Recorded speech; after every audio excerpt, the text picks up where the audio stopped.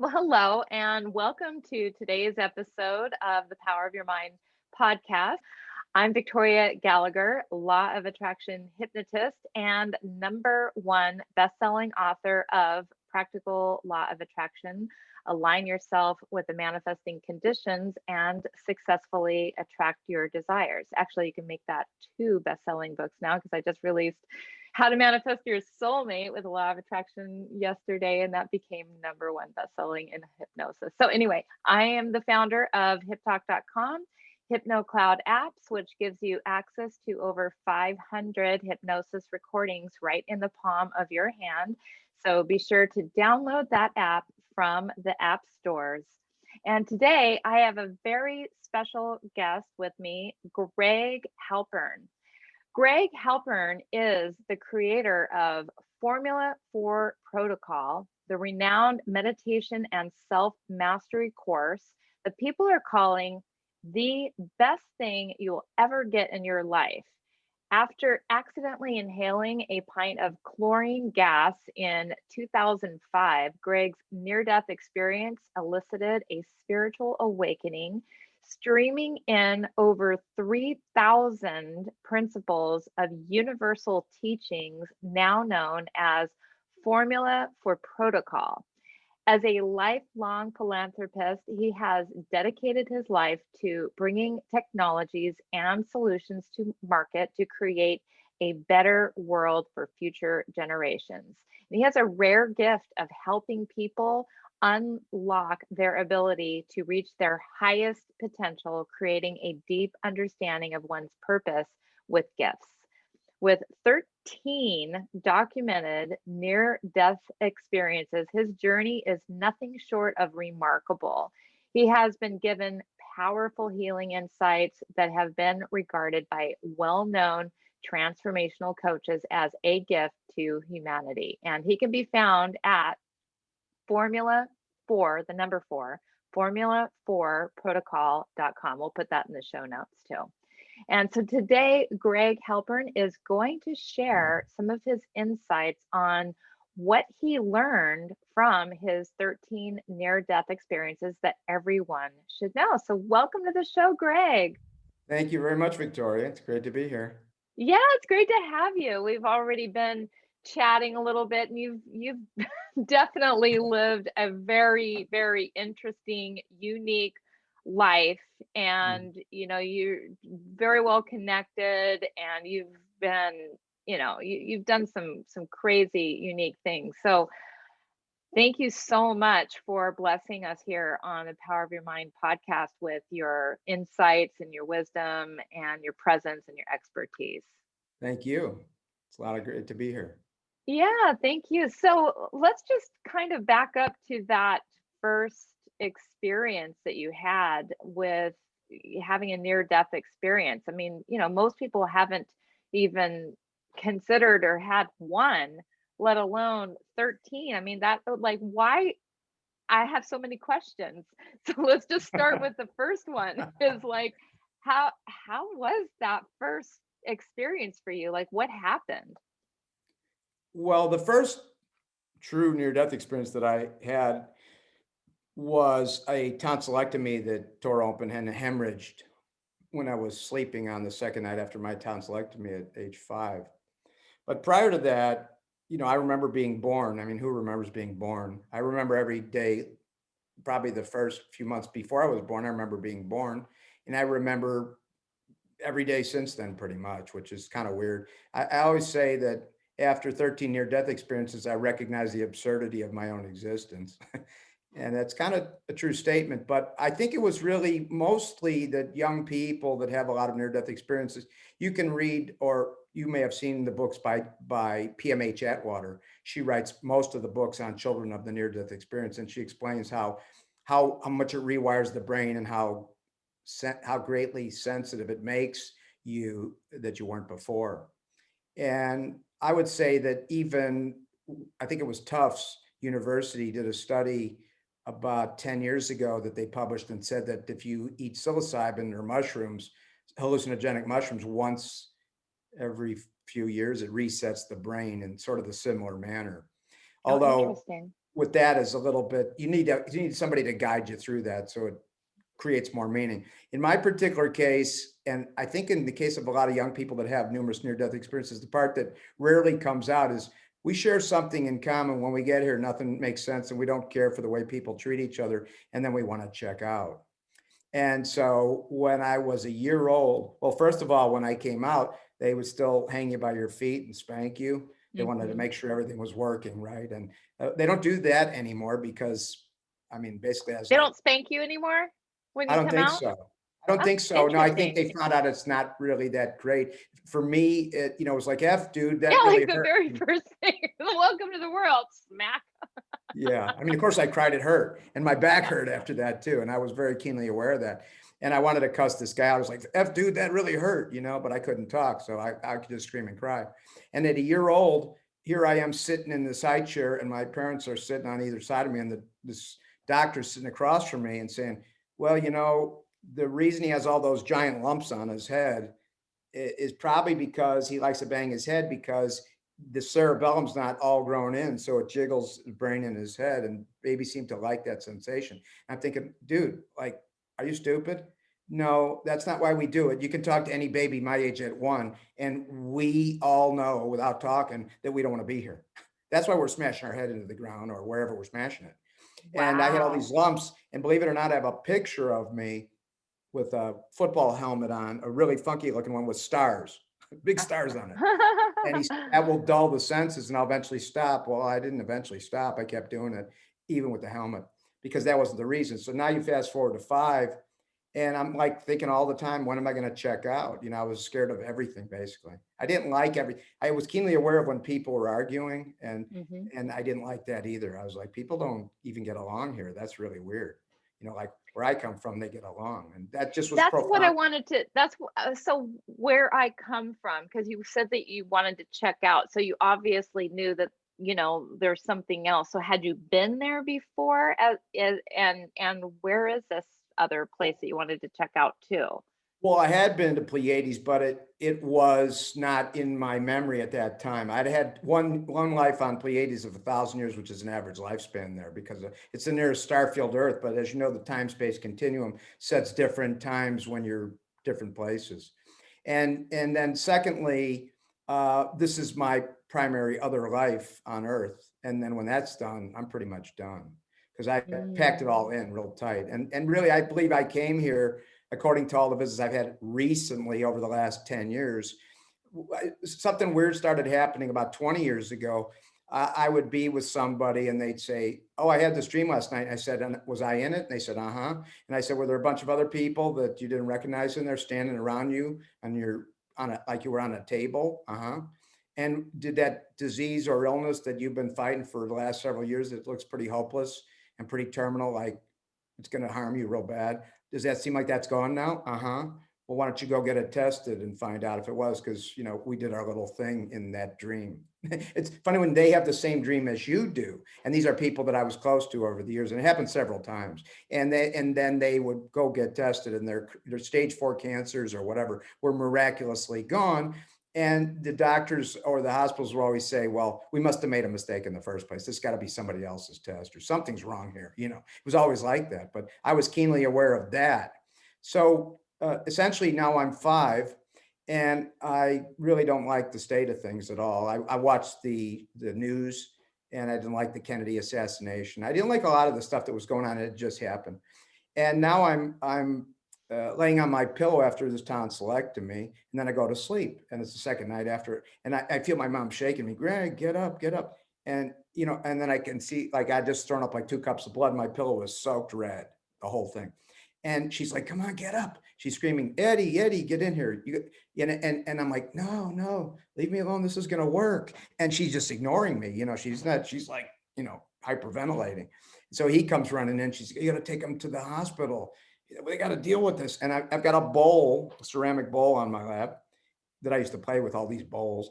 And I throw up cups of blood in there and it's just swishing around like this on the seat. And we didn't wear belts or anything. He had this Caprice Classic. I'll never forget it.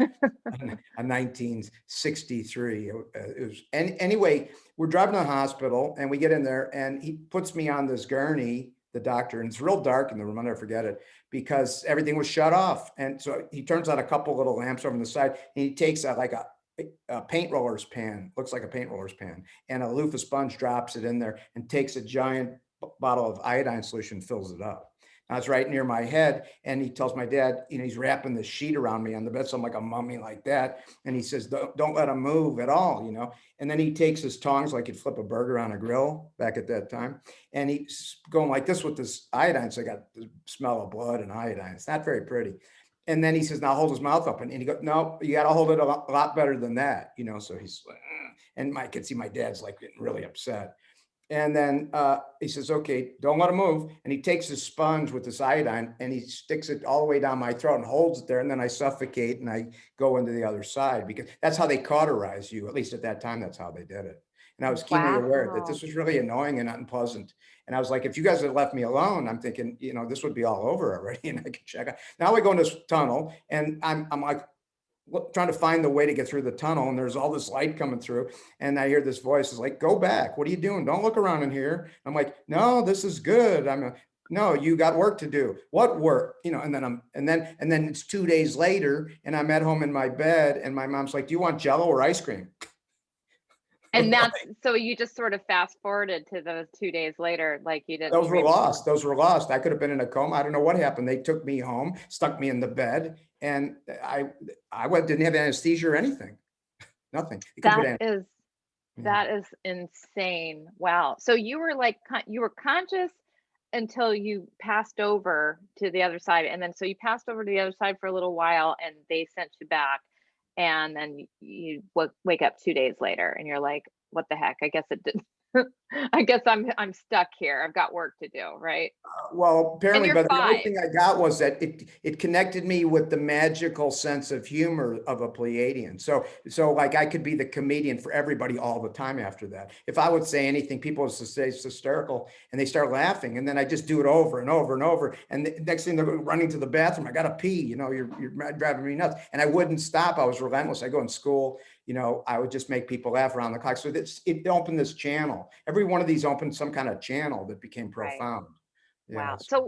So now you've got this magical sense of humor, and that was the main thing, the main channel that opened up at 5. Like, did you know? I mean, it's so bizarre to think like you were able to recall every moment, even before birth, and like, so do you remember it as an adult? Like, did you have an experience, an awakening that caused you to now remember it? Or were you aware of it as you were being born? Like, you know what I'm saying?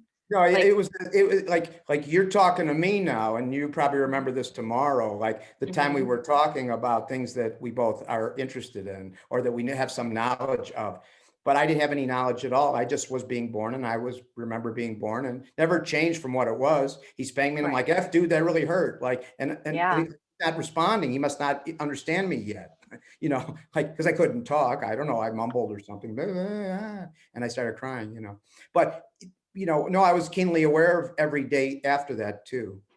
I mean, like, I can barely remember just a handful of days from when I was 5 years old. I mean, that seems to be pretty uncommon that you remember that much. So, I mean, I feel like, I mean, does that kind of tie in with the fact that like you've had these 13 near-death experiences? I mean, you just seem like you were born so much differently than so many other people. I mean, you just kind of, you have a very unique story here. So it's obviously it arouses a lot of curiosity in me, and I'm sure you probably get asked questions all the time from people. People say I'm kind of colorful, but I say I'm the normal flesh tones. And but what happened was it opened that channel, but it didn't change the fact that I was growing up in a violent place and getting beat up all the time on the 2 blocks I had to walk to school as a very tiny little kid. And I thought bullying, this is like the worst idea I ever heard of, when I saw it, and it started happening to me right away. So it was always like a race to find my bigger friends so I could tag along the 2 blocks. And, it was just like terror, until then when I was 7, we were driving on the Eden's Expressway in Chicago area. And uh, I'll never forget this because my sister and I were in the back seat of my grandfather's sedan DeVille. He used to buy a sedan DeVille every year. He was like the first, I modeled my business career after him because he was the first person in our family to be successful, really successful at a level where he built up a company and sold it and moved to California and retired. But he'd buy these cars, and he was taking us from Chicago where they lived, and we would spend the weekends often with them so my parents could get a break. And him and my grandmother were driving us to Nippersink, which is in Twin Lakes, Wisconsin area. He had bought a vacation home there, and we were driving there to spend the summer day there. And we were going about 75 to 80 miles an hour with traffic. At that time, the speed limit was 75 miles an hour. And my grandma was driving, and then my grandfather, and Mick Jagger, Rolling Stones Can't Get No Satisfaction was playing. And I was singing it with my sister. So I was like, that's me. Like, I can't get any satisfaction at all, If I could just check satisfaction I want. And I'm clicking the lap belt on, off, on, off, on, off, because it's an option on his car. No one had one, and they weren't wearing theirs. And finally it snapped. And then our car went into the guardrail at 80, flipped upside down, over, landed on the other side of the highway, and then 6 cars going the other way hit it while we went round and round, and the roof caved in flat with the trunk and the hood. It's an accident that, it's not really survivable. And we all walked away, and I have 2, I probably can't see, but 2 lines in my hand, here and here. And there was a glass dagger from the not yet shatterproof glass in the car that didn't become shatterproof until about 3 months later. And I was, so what happened was a girl who was, this comes under the category of you can't make this up. She was at home, 14 years old. Her parents had gone out of town, and the babysitter had fallen asleep, and she fulfilled her big wish, was to drive her dad's MG midget out onto the road. So she ends up on the highway in the express lane and drives with the pedal on the floor as fast as the car went, 78 miles an hour. She drove straight under the back end of our Cadillac, like a go-kart going under a truck, and oh my goodness. And we lost the back wheels, and my grandma didn't know what happened. She couldn't see anything. She just turned into the guardrail, went over, flipped over, upside down like that, and gets hit, bam, bam, bam, until the cars crashed upside down, level. And we're all under there crumpled like balls. They've all got cervical damage. And I've got this piece of glass dagger sticking in there, and one light from the sun coming at like 11 a.m. And the little girl who was driving, the next thing I see her peeking in the crack, I don't know how much time it'll last, but she's like, "Are you guys okay in there?" It was really weird. She didn't get a scratch. And then I see a fireman come. Hey, little girl. He says, "Go over there." And he pushes her up there. He goes, "Now, are you guys, can anybody hear me in there?" And it was just me. The rest were gone. Like, they don't know what's going on. And I was just fascinated with this piece of glass, right? And at that point, when that was all going on. Did it hurt? Like, did you feel it? What's that? The piece of glass, did it hurt? Like, Well, it stung a little bit, but was more profound as I wanted it out, and I couldn't get it out. I wanted it out because it was making me nauseous. The whole thing was like this bad carnival ride, and then I was stuck upside down in a crumpled ball with this thing here and the sun coming in and hitting it like a prism. It was very profound, but I had already gone through into this light, and I was like, "Come on, let's go." And he's like, "Yeah, you're going back." I'm like, "What? I made it. No, there's work to do. Stop coming here. Stop looking around. Not your time. Don't come back here. Stop doing." Now, was it this, when you say that somebody said to turn around, did you meet the same person? Well, it sounded like the same voice, but I didn't see a person. Okay, so it was a sound. I was just going through light. I was keenly aware that, somebody was talking to me, and they was the same person. They were saying, "You got to get out of here. Like, you're not supposed to come here. Stop it. Just stop it." Yeah. Because I'm saying, no, this is going to work. And I didn't know that I can manifest this stuff. Right. Okay. Right. I had real manifestation power, like, Damien in the Omen, but in a good way. Right. Mm-hmm. So now he says, now the fireman says, and this was really profound, they didn't have jaws of life till 2 months later, and they didn't have shatterproof glass till 3 months later. This is 1965.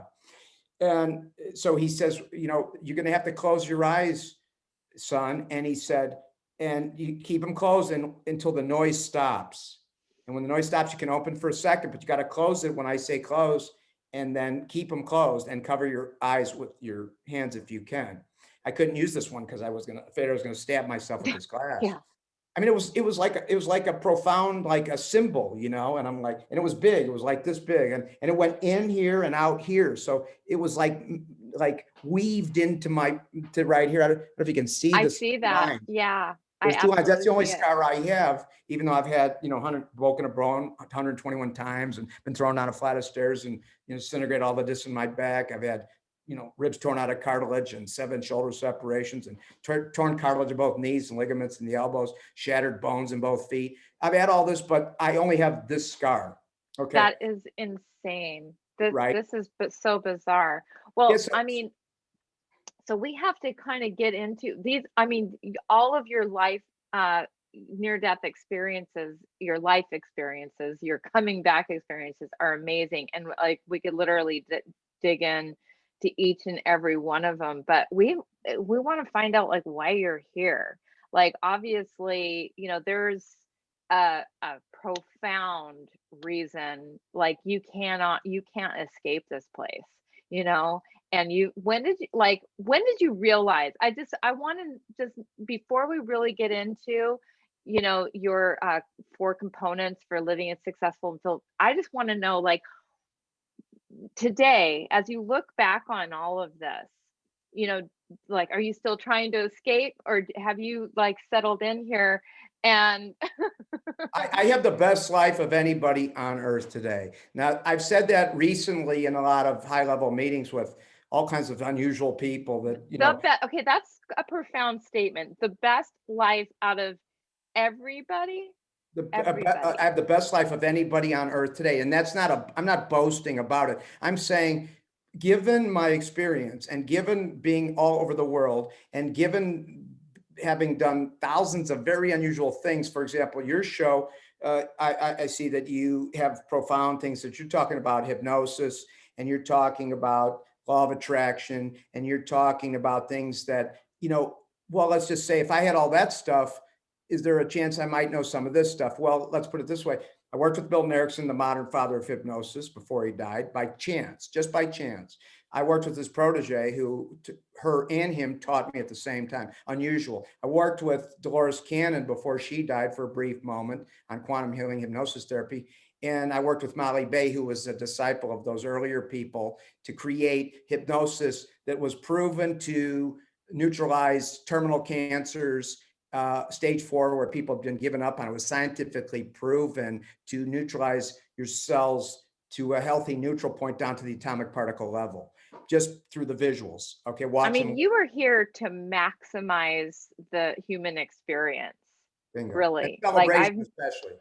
and Celebration, especially. and celebrate it. And so many people really, most people fall short on the ability to even think in those terms of maximizing their human potential. And you're beyond anything, that I've seen in, in a long time, at least, on I mean, somebody is just like really living life to the fullest. So it's amazing. It's really, really amazing. So you're not trying to escape. And you've like, so what like, at what point did you kind of realize that, like, okay, I accept this, what would you call it, a gift? What would you call it? Like this Training. um Training. training. Well, Yeah. here's The how that training. Okay. here's how this fits together. Now, I would have never known that's how it fit together until it was fit together for me by visits. And, all this time, I'm like, I got to check out. So after all that, the channel that opened on the car accident, after he circular sawed the car in half, which was a job because there was no jaws of life yet. That was 2 months later. But after that, I had this thing about love. Like, I would fall in love with, like, all these people, like, just fall in love. Like, it was all like a heart connection. And I realized that my mind has nothing going on. It's a zero. It's neutral. It's a yogi's higher state. I didn't know it was a yogi's higher state. I just knew there was nothing there. I knew that it wasn't to be used and that humans were having a problem because they were overusing their mind. And then I had several in my teen years. I had 9 by the time I was 20, and the ninth, so I had a couple drownings. I had, and those were very profound. I had 2 fatal car accidents, the one I mentioned and one in my 20s. But I had 18 car totals or so, but those weren't even fatal, even though the cars were just wrecked. Because once I knew I wasn't going to die no matter what I did, I was just like, well, I can do whatever I want. Plus, I grew up in a violent Chicago, living a violent life, training to fight to beat violence. And I got pretty good at it, breaking people's arms and choking them and doing all kinds of crazy stuff. So I thought my job was to cancel all the bullies. And I literally hunted for bullies. That was my job from 15 to 20. Okay. And tournaments and competing around the world. So, but what was profound to me was that no matter what I would do, I'm not going to die. So like, if I'm not going to die, I'll just do whatever the heck I want. Right. I mean, you could practically jump off of buildings if you. Well, I did that too. But but that wasn't counting as a near-death experience. That the things that happened, the only logical explanation, my daughter said, well, you got to believe if somebody's had 13 near-death experiences, they must be here for some kind of really important reason. Right. I just have one other question. Like, I mean, because, so does anything scare you? Well, that's a really excellent question. And recently, some of the people that I train a lot of this is called the Brave Way. It's my own self-made martial arts, and it's considered maybe the most easy to learn, but yet most violent and effective in the world. And you could learn it in 4 hours and be good against a giant, like a 6'5" body. Oh, I want to learn that. You'd love this. You'd love this. But somebody asked me that I'm really close with, and they said, well, what keeps you up at night? What really scares you with all the people you're going after? They're threatening everybody all the time. And I said, well, nothing scares me at all, to the point where it's just completely ridiculous. I give service with a smile when I take down a bad person, and they run away from me. As Mr. T said, I met him on a highway trying to get a pen out from under his seat. I had a Lotus. He had a Corniche convertible, and I went up to the car. I thought his legs were hanging out, and we became friends after that because I reached under and got him a pen that he couldn't get. He was really desperate to get his pen. We ended up exchanging numbers and became good friends. He called me one day and he said, Greg, I got a saying for you. Ready? I mean, just for you. He says, I pity the fool that runs out in the world trying to change everything and then goes home crying to his mama. I go, that was perfect. So I guess if I was afraid of something, I'd have to pin it down like this. Since I can't find anything to be afraid of, I imagine a scenario where I was coming after me. That would be scary, okay? Because I have so many resources from my experience, and I'm very relentless when I'm trying to go after somebody that's bad, which has been my life. I thought my job was to take down bullies, but it gets much bigger than that when you get into taking down big tech and people in a pedophile ring. A lot of people don't know that Google ran the biggest pedophile ring before those 2 clowns were outed. But when Donald Trump became the president, first thing he did in month 3 was make a new order against pedophiles and harm to children and take down Backpage. Backpage was the heaven for child trafficking.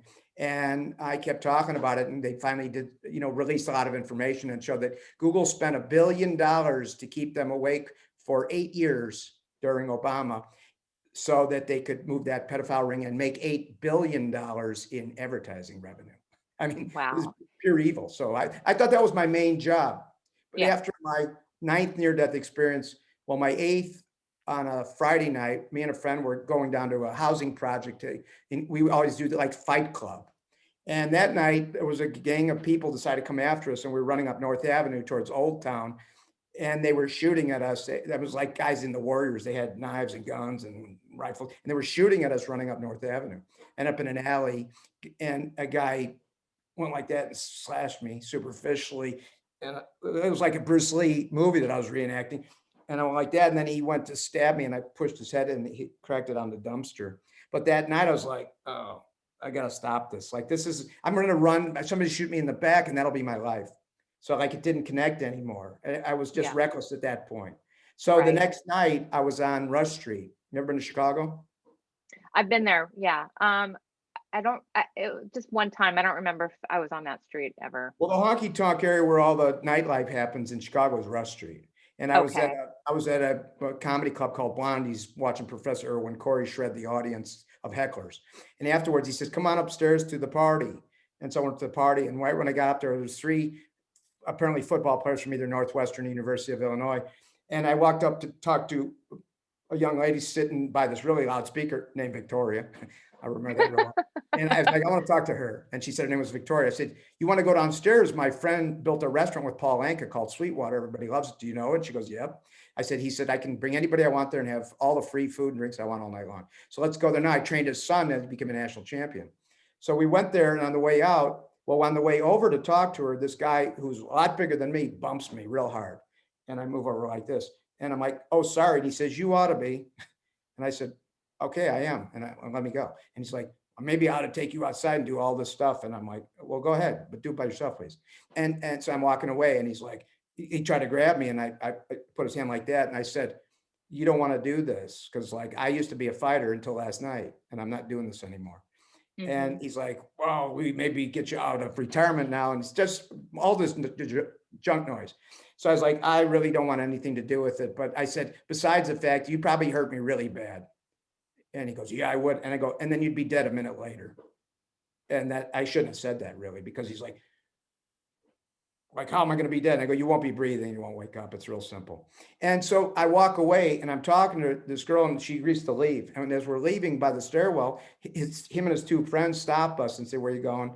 And they look at her. You're not going with her. And she doesn't say anything. So I guess I'm leaving. And then the guy grabbed me, picked me up, swung me around, and my feet left the ground. And I'm like, don't fight, don't fight, don't fight. The third time around, though, I said, if he lets me go, my legs are going to fly into that wall and break. He's going to break both my legs or something. Like, and then I got two guys like, this is not good. Like I can attract it all the time after. So on the third time around, he was leaning back too much. I pushed his head in the wall, ran for the stairs. His friend grabbed me from behind. I dropped knee and did a shoulder throw. And as he thumped down the stairs, the last guy hit me in the middle of the back at the top of the stairwell, ended at the bottom, and woke up 3 days later from a coma with all the discs in L1 through 5 disintegrating. Like, we can't do surgery. You're never going to walk again. Forget it. You know, whatever you were doing is the wrong thing. And then we can't fix this. We probably cripple you or blind you, or you'd be dead. Nobody can do 5 discs that are partially sticking out. You can have 2 years of excruciating pain and pray to die every day. But in the meantime, good luck, and get somebody to drive you out of, because we can't do anything for you. Oh my goodness. That is Yeah. crazy. Yeah. So 2 years I literally prayed to die every day. I had a swollen prostate. I had bleeding. I was pissing blood. I had Tatesy syndrome. They had just discovered it on me. It's like a heart attack 24 hours a day, 7 days a week. Your cartilage is pressing on your heart. You test your heart, it's fine, but you feel like you're having a heart attack. And then a friend of mine, he was a dentist. He said, you got to take this liquid xylocaine bottle home, because they were going to put me in the hospital for 6 months, because I had a terrible diet. My esophagus knotted. It became herniated. I couldn't swallow food. They said, you need 6 months of IV in the hospital. And so he gives me a bottle of xylocaine. He says, go home and take a tablespoon of this before you eat. For 5 minutes, you'll be able to barely choke down some food. Then you have to go to the hospital. But he says, I'm warning you, Greg, you better have a solution that's not this in a month, or you're going to have an ulcer. Well, I didn't have a solution. I had an ulcer, and I had a bleeding colon a month after that. And I crawled, and I never slept more than a half hour. I couldn't sit, stand, lean, because the back was a mess. It was just, I was giving up. And literally I was there with the revolver, at end of year 2. I tried everything. And it was like, I would wake up in pools of sweat because of the antibiotics. Nothing worked. And I was just like, I got to get out of here. And the day I'm giving up, I hear a thump on my porch. See, I'd written a book. We talk about knowledge. Well, I was mentored after that by W. Clement Stone, Earl Nightingale, and Zig Ziglar. And so I learned all this, self-improvement, modern stuff that became the law of attraction. And what I received is like a step beyond that, because it contemplates the heart, something where you'd have a great result. The reason people can't manifest after they go to all these seminars, all those people came through there at Nightingale Conant. Tony Robbins, his first program, Personal Power, Nito Cobain, Dennis Waitley, Brian Tracy, they all started there at Earl Nightingale's Nightingale Conant. And I was learning their stuff, but it was all the same. You are what you think about, you become your thoughts, and thoughts are things. The law of attraction, essentially. Yeah. Uh-huh. But why then weren't people able to really manifest meaningful change in real time? It takes years, and they go and they're excited, but nothing happens. because the mind is nothing but an Apple computer is the way I would analyze it. It's sophisticated, and then you can store words and pictures and ideas into roadmaps, but it doesn't manifest a thing. You got to engage the heart. Yeah. So in this work, Formula 4 that I received, you engage the heart, and that's what causes manifestation. But what happened to me was in that 2 years I had given up, I get a reader on my porch because I'd written a book on awareness that it was heavily promoted. I did a lot of it, made money, bought a house. Now I lost all that. 2 years of crawling and praying to die. I'm going to end it. And I get this reader and I open it up and I see James and Mary Lowe acupuncture. And I go down and they said 10 sessions will have you like new. But the third session, I'm like, I'm out. I'm not coming back. Why not? Well, number one, it's not working for me. Well, you got to go on. No. I could, if there was even a spark, but I'm paying $75 and I can't even afford that. Okay. But it's not helping. If it was helping, I'd borrow and steal for it, but it's not doing anything. So on the way out the door, he goes, take this card. It's my daughter. She just graduated shiatsu and acupressure school. Okay. I call her, leaving her a message. She says, meet me at the bread shop on Halstead at 2:00 on Thursday. And she said, I just started my practice. I don't even have a client. You'll be an experiment. Okay. We go down there and she says, okay, for your prostate trouble, I had a prostate problem like an old man. She said, if you press in the Achilles tendon area between the ankle and the Achilles tendon really hard, you'll see where it's sensitive. And she showed me. I said, yeah. I went home, I started doing it. And the next day, like I didn't have a prostate problem anymore after 2 years of pure misery. Like it just vanished. And so I called her and she said, I come back, I found one other point for you for your chest pain on the arm. So I went back, learned it, and it took about 3 weeks, but then it was mostly gone. Over the years, I still had to do it a little bit. As far as back, she had nothing for back. She says, don't let anybody tell you about acupuncture for back or any of those things. It doesn't work for a disc problem. It just won't. And they say it will, but it won't. And I love my parents, but that won't help either. So then they said, she said, okay, what you got to do for back is call this guy, Dr. Kurland. He just wrote a book where you press your fingernails into your ears and you hit 4 nerve bundles and you cure back pain in the lower back. When I did, I went and met with him and he taught me, and then he released his book and it worked. It took about a year, but it's fixed it. Now, then the rest was diet. The rest of this whole thing was diet. Okay. I became a vegetarian and a vegan, and it was there for 30 years while I raised my kids. And now I'm in California, so I mixed diet and I have real farms out here with real food that's made on a farm. But what happened was it opened these channels up where I could not only heal very quickly, but in 2 years, I went and enjoyed a level of health that I had never experienced at all. And so I started everywhere I would go to, like a vitamin store or a health food store, people would say, talk to that guy. He knows more than the reps here do. And so I started telling, that turned into a business called the Great Health Company. And I became the health evangelist guy.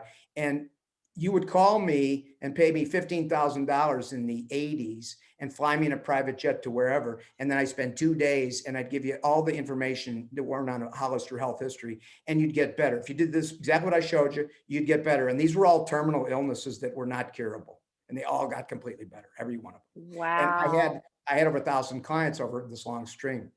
And while this was happening, I became so healthy that over the last almost 40 years, so I'm going to be 63. So that takes you like 39 years. I haven't been sick one day, except in 2005, I inhaled this chlorine gas. I felt my esophagus melting. Okay. What happened was I had a floating pool canister, and I was trying to rip the top off. And it was a hot August morning in Chicago. I didn't know the chlorine tap had evaporated with humidity turned to gas. So I ripped it off and I breathed in what was there right in. And I was like, holy crap, I just inhaled chlorine somehow, and it's burning up my esophagus. Now I run into my house. It's a long way up this deck from this pool. And I go in the cabin and I pull out a bottle like this filled with what's called oral saver, something I had invented randomly because I hated the way you get a lesion in your mouth, or you bite your cheek, or you burn your tongue on soup. And it never goes away for a long time, and it hurts for a long time. You get a sore. And so I tested it with my dentist friend, and he had people in there with like cancerous lesions that wouldn't heal for years. They did this for like a couple days to a week, and they were just gone. And so I went and drank that. It wasn't for drinking, but I had about a month of experiments with it. So I'm like, I better drink this. So I drank like half the bottle, and then we called the paramedic, was a mile away, came over, and right before my trachea closed, they stuck a tube down there, took me in the hospital. I just all healed like in a couple hours. And I went That's home cool. that night, felt like I had been blowtorched, but this was fine. And I started getting the idea, and I better write this down. This is a good idea. But now I better type. There's too much here. So I start typing. And then it just keeps going and going for 3 days. And I have 3,000 pieces of information. Okay. That From is insane. 2005. You know what you're reminding me of right now is, and we just watched this movie again for the second time. Like it's ironic that not ironic, that's not the word, as such synchronicity that I'm talking to you. But you remember that movie Limitless? It almost feels like, like you have that limitless capacity in your brain at this point, to just like there's nothing you can't do. You remember that movie, right? Sure, With I do. Of Bradley Cooper. course. D- so I really this is just you're a true testament to the power that is inside of us, that and but do you feel like you have gifts that are more special and more unique to you, or can everyone tap into these same gifts Well, that's a really, without having to die 13 times, yeah. Well, that would help if you could do without that, Yes. The interesting thing about this is, okay, so 20, up to 20, I had 9 near-death experiences. I had 2 more in my 20s. I had a fatal car accident that it was basically, you had to stop on the highway. 5 cars drove into me. I had a sports car, and the whole thing was like this, the back lit on fire. And I had pounded the head out with the windshield with my head had gone just this far out. And then I was trapped under the wheel. The wheel was impressioned in my chest. And some guy was pounding on her, get out, this burning in the back, and it was a bloody mess. Anyway, I got out just as the car went up, just exploded. And I rolled off the hood and rolled onto the highway, and just everything. And then another one was a drug overdose. And that time was unique because when I basically stopped my heart, and I didn't know I would flatline in the hospital in 2009. But at that time, so now we're talking about 1989, and I have the Scottish Terrier that played soccer for the professional soccer team and was on That's Incredible and playing with the teams, and she was like really my companion. And I just remember that she was looking at me like, "What's the matter with you?" And then I go out and I can feel my heart stop. And then next scene, like an hour later, she's licking my face, and I'm on my porch looking over this lake, and Cat Stevens' Morning is Broken is playing. And I'm like, this is it. Like, this is the moment. And I saw the person I was going to marry in my dream right before that. And I meet her a week later at the health food store that she just started working there, after having moved from Wisconsin to Evanston, Illinois. Wow, Yeah. that's insane. Yes. So, But, but kind of getting back to that question, so what do you feel like we all have this potential that you've been able to tap into? yeah, everybody has it, but not exactly the same way, but way that's very suited. So what I found was unique is after that, I got married, had kids, and they all grew up, and I thought that was my purpose. I was doing all these amazing business things that everybody observed, especially my dad, how everything seems to just drop into your lap.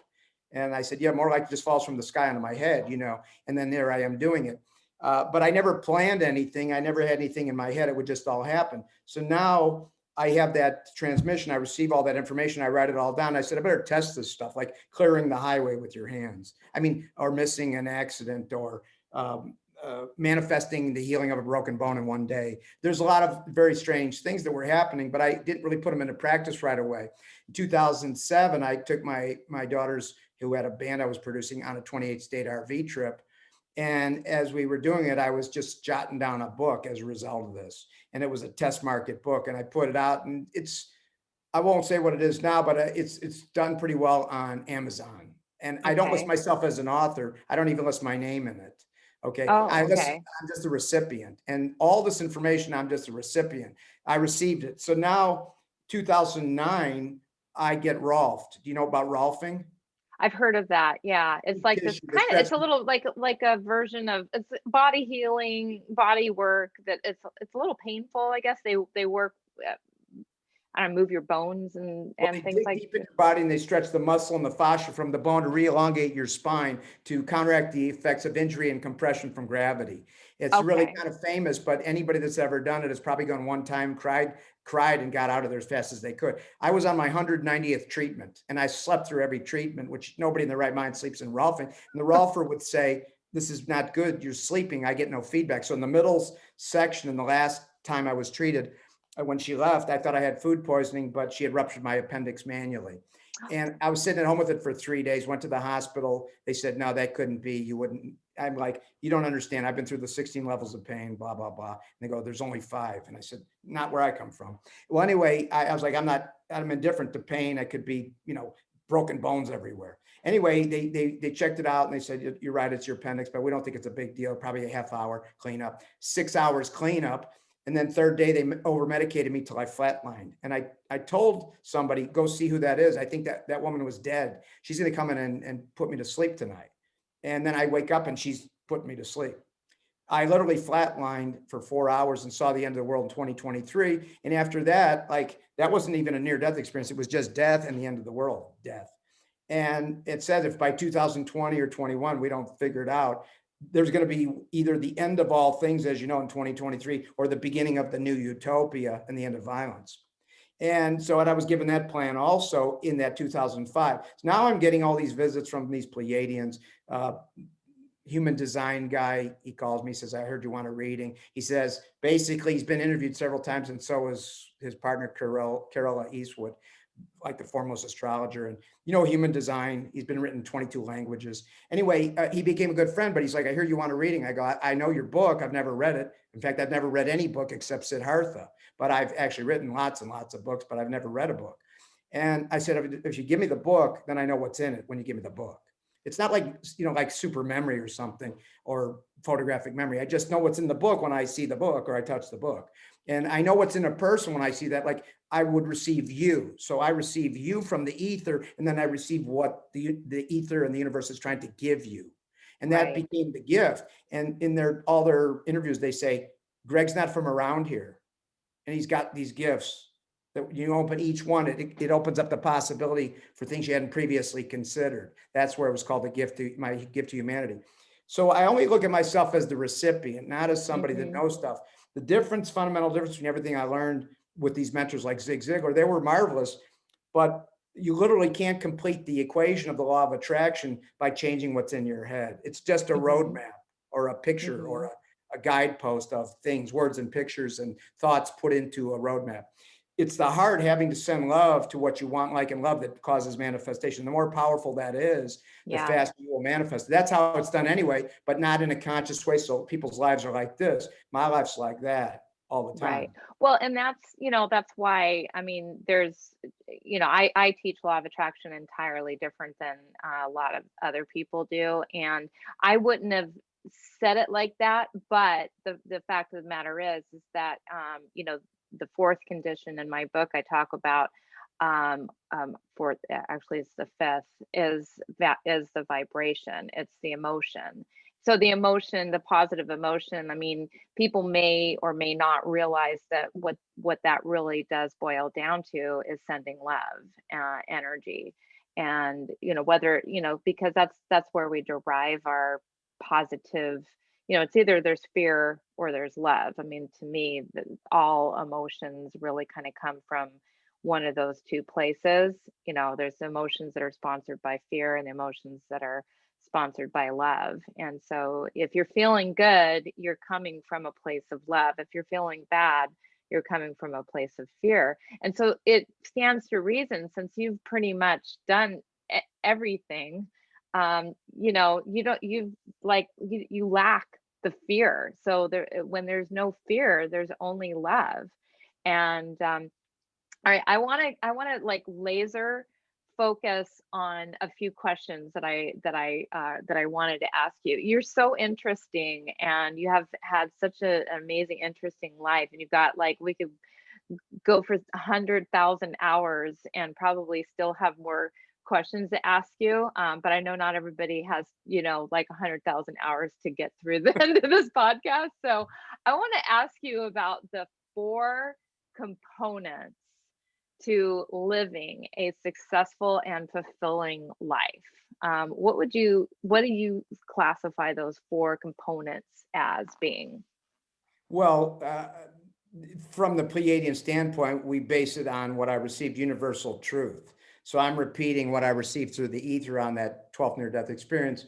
And the distribution of it was apparently going on in my health practice before that, where people were producing miracles. And then the stuff I was putting out was scientifically studied and proved to cure incurable diseases by famous scientists doing blood and immune assays on video, based on video products. And so that was very interesting. But that first component was always health. Obviously, without the health piece, you don't have the other value in the other pieces, but it was mental, emotional, physical, spiritual health Hmm. at Hmm. the biological, physiological, anatomical, and cellular level, all the way down to the atomic particle level. And that's sort of the Pleiadian basic piece of health. The second Hmm. piece was happiness, and happiness is not a self-imposed state of mind to a Pleiadian. It's what occurs when your health is so strong, as mine has been for 39 years, other than the ruptured appendix. I haven't had a sick day. And growing up, I never missed less than 50 days in school for bronchial pneumonias and stomach problems and all kinds of things. And now have enjoyed going on 40 years of zero health problems in a single day, even receiving many times as part of that training, terminal illnesses. I'm given the terminal illness, and within a couple of days, I'm given the cures, and then I can apply it to anybody. Like rheumatoid arthritis started for me as Charlie horses in the legs, and then the whole legs and arms were gnarled up to not can't move. 2 days later, then I received the solution. Then I apply the solution. Then I give it to. Then it's gone the next day, and then I give it to everybody, and it's gone the next day. Whatever they had. So I've received 186 diseases and solutions to problems that way that are now Wow. moving out into the world. But I think this happiness is what occurs when you're so healthy and you feel so amazing and so good that you become happy because you Hmm. feel great. Yeah. And there's a lot of elements to how to maintain happiness through laughter. I wrote a book called 10 Days to Live many years ago about a friend that was given 10 days to live in 1949 because he had blood pressure of Jeez. 320 over 190, 100% chronic hypertension, no medicine to treat it. And Norman Cousins endorsed that book for me, if you ever read his book, Anatomy of an Illness, where he laughed himself well from a terminal illness, got a Harvard medical degree as a result. That's incredible. All right. So health, happiness, and what are the other two? Wealth or Well. prosperity and abundance, right? The Mhm. whole community of self-help, self-improvement, and mindfulness, and all this other stuff, law of attraction, it really doesn't properly bring forth the wealth, prosperity, abundance, piece to a level of manageability. I would say that, and then the next piece, which is spectacular living, or how to celebrate every moment with the right purposes. And all those things put together would be the four elements that I received in the 3,000 principles. They only comprise about 60 of the first 3,000. The first Mhm. 300 are already complete on video and have been tested to 62,000 people. And they've all said that they were transformed in anywhere from 6 minutes to a week, were completely transformed as if they were evolved to the highest level they could. And I use examples. One thing about the abundance thing I want to say: wealth, prosperity, abundance. The whole thing in spirituality and in religion and spiritual practices, yoga and whatever, Ayurvedic medicine, whatever, it's always downplayed, material wealth. But it shouldn't be downplayed. It should be upplayed, because there's no place on this earth during the current million-year evolution where you can achieve a life of fulfillment without the money to have the resources to do it. And you're either a good person with True. money, makes you a better person, or you're a bad person, money makes you a worse person. But Yep. more noticeable, magnifies those traits. But you need that. And the lie that's been sold is because of globalists, because of uh, people's misunderstanding, because of the things that go with poverty, it breeds itself. You hear about, well, he had to go through this tough time, it's what made him him. No, that's not right. Not to a Pleiadian. If nobody had to go through that, we'd be a better world. Okay. The fact is that we think that matters, but for every anecdote that has a successful whatever because they went through this tragedy, I can show you about a million more people that just repeat the same cycles generation after generation and never Right. become anecdote. And even the anecdotes are never complete. There's always some weird stuff going in the background that's very questionable. And I believe you have to represent exactly what you're selling in that category. But abundance and wealth and material wealth and all things related to accumulation of good things is all infinite in the universe. There is no finite principle that can govern anything, basically, for that matter. Everything is infinite, not finite, as you know. So that's that piece. The last piece is celebration. I've said to people from time to time, like, you have no idea how I celebrate, but like, you're so not there. And I'm not boasting. I'm saying I can show you what I do and you can explain it. But wouldn't the perfect knowledge be such a good universal truth that, as we say in the Formula 4, there's no learning curve, just watch and listen. And people have these crazy responses like, and when I heard them talk, I began to cry because all my happiness came back. Like things like you've never heard on any kind of endorsement. It's the consumer, the product saying, oh my God, I just had this great, it just opened these channels. And if I were to tell you every principle, because the Formula 4 current work is 16 hours broken into different pieces, 4 minutes, 5 minutes, 10 minutes, 20 minutes. And it's done I streamed it in 2 sessions. Okay. 4 hours with a 5-minute break and 4 hours. There's no edits, no cuts, no redos, no nothing. That's just one straight stream. Everything you see in the content is one straight stream. All my shows, everything I do, I have no script. I have no retakes. I don't say, everything is exactly as I receive it. I'm just passing it in. I love it. I love it. That is awesome. We're going to have to wrap up here pretty soon. So I want to get a little bit more like on, just what is the simplest way that our viewers can just, they like right now, today, what can they do to improve their life? Well, at Formula 4 Protocol, we have a program called Level Up for people that want to get like the candy sampler. That's a free program, so you can kind of get your feet wet if you're not sure. But what I like to tell people is, if you have any thought while people are, at least in the self-imposed scamdemic, right? That's why I call it the scamdemic. Because I fight against those things, like in a very aggressive way. And I don't fight against it. I'll leave your audience, we should know one thing, well, 2 things. One is that there's a principle called the replacement model. And it's similar to what R. Buckminster Fuller said, but he didn't get it quite exactly perfect, according to a Pleiadian. He said, you never change the existing reality by fighting it. Right. Instead, you put a new model in its place, which makes the old one obsolete. And the second one is called lifetime zone management. And you hear people talk about how to live in the now and be the most present. A yogi takes 11 years of oming 4 hours a day to get there. In this, you can listen to this principle for every day for a week, do the simple exercise, and you'll be as advanced as that yogi from 11 years. Wow. Because it teaches that. And every one of these principles, if you look online, you'll see an example of something very distorted. Like that one, somebody asked Deepak Chopra, who's the guy you'd figure might have an answer for that. How do you live more in the now? His fan asks. And he says, well, I'm not sure you can actually learn that. You either kind of have it or you don't. And then he says, for example, you don't know why your brain comes up with the word rhinoceros before you say it. And that was how he left the person so thoroughly confused. The point I'm making is there's a simple Pleiadian exercise that you can do today. And according to one of my proteges, who all his yogis came back and studied what he had learned in 3 months, what it took them 40 years to learn, and said, oh my God, we were bored out of our skulls. It was painful. If we could have learned in 3 months, we would have skipped all that.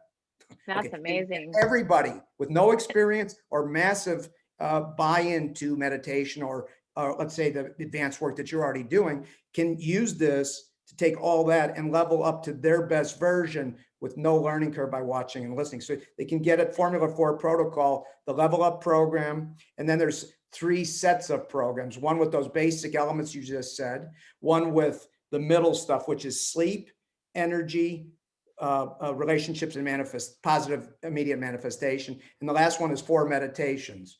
One that balances left and right brain in 6 minutes and puts your dopamine even with both brains. One that creates perfect clarity with the man head and the woman heart for throat unification. So when you speak, your speak is perfectly coordinated with your thoughts and your feelings are working with your thoughts instead of against each other, so that your speech is perfectly identical to both being in complete harmony. And then there's rapid healing meditation, which will tackle just about anything. And then incredible health, which is kind of what I use. And it has, hundreds of elements, both analog and digital, that literally can undust a person, can neutralize their cells down to the atomic particle level. So the people that are worried about the fact that Bill Gates, for example, I track all his work.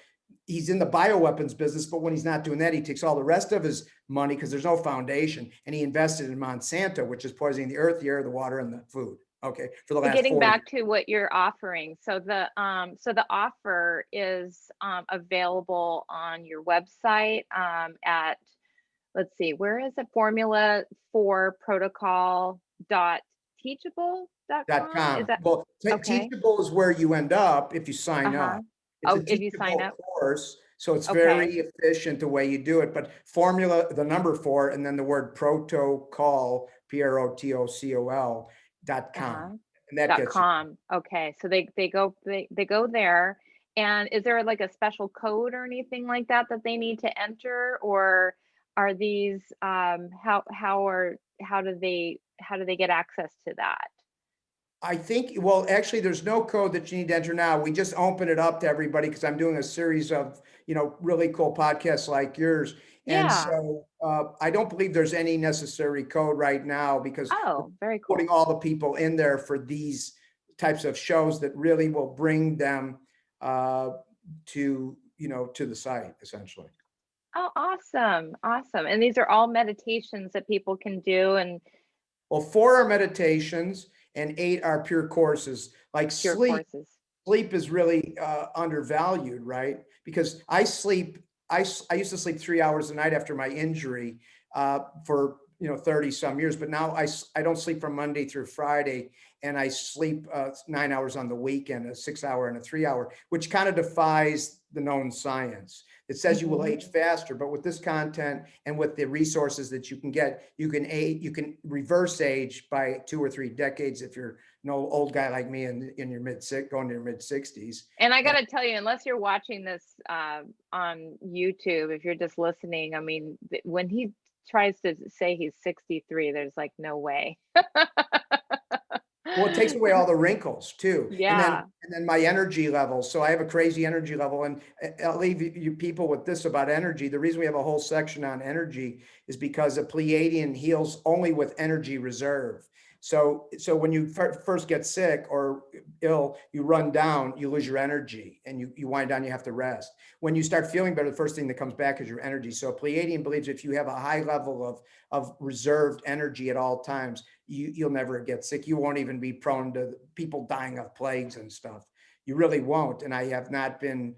I went from 2 different worlds, very sick as a young person, and so healthy now that I think I'm past the legal limit of great health. It I may not be love fair. it. I love it. Well, you have just been like you've downloaded so much information into the brains of all of our users today, all of our listeners and our viewers. So thank you so much. You're just a wealth of information, and could just talk to you for hours. So Thank and we almost have. So you. so thank you so much for being a guest on your Power of Your Mind podcast. And for the listeners, you'll be able to get access to this information in the show notes, but be sure to go to his website and find out about the formula for level up at formula4protocol.com. And it's going to be some mind-blowing information there as well. So thank you so much. Thank you for being a guest. It's just been a privilege to get to know you, and I'm just honored that you got to be on our show. Thank you very much. Victoria, the honor's all mine. Thank you. Thank you.